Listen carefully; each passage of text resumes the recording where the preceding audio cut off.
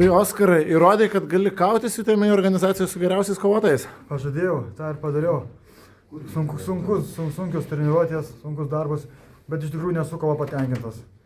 Pirmą raundą, iš tikrųjų nežinau, kas buvo, tiesiog nejaučiau atstumo. Nežinau, bandžiau aš kažką daryti, bet vis gaudavau atgal. Knockdownas buvo labai silpnas, iš karto to nieko nejaučiau. Bet treniruosiu dar stipriau, varysiu Tailandą, kovosiu ten, stiprėsiu ir pasimsiu revanšą su Misiūnu. Tas prakirstas paakis, kiek jis trukdė, kas apskritai dėjosi galvoje po to knockdowno? Aš tik po kovos pamačiau, kad jis prakirstas. Aš nejaučiau, kad jis prakirstas. Aš galvoju, man lūpos prakirstos labiau negu antakis, negu čia. Nežinau, viskas lygtai gerai. Jaučiuosi puikiai, bet kaip ir sakau, maniau, galėjau daugiau padaryti. Bet kažkas mane stabdė, nežinau. Sakau, distancija. Pirmo raundo distancijos nejaučiau. Kaip tos MMA pirštinės? Smagios. Misiūno smūgiai labai stiprus. Kiekvieną smūgį jaučiau. Bet jaučiau taip, kad duok man dar, žinai. Bam, duok man dar. Puiku, nuostabu.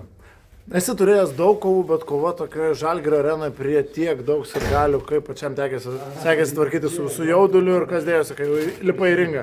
Aš kai įlipau į ringą, aš jau tada savo viduje sakau, kad aš jau nugalėtojas.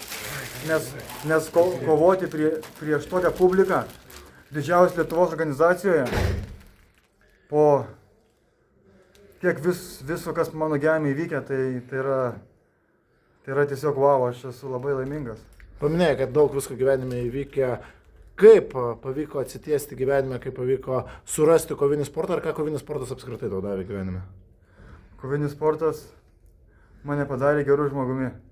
Man išmokė disciplinos ir tiesiog negaliu daugiau gyventi be kovinio sporto. Ir aš dar žadu sportuoti dar daug metų, iki kol man širdis leis. Nežinau, kaip čia daugiau pasakyti.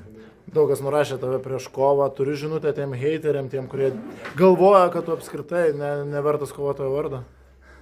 Skubėkit ištyrinti savo komentarus, kuriuos parašėte. Durneliai.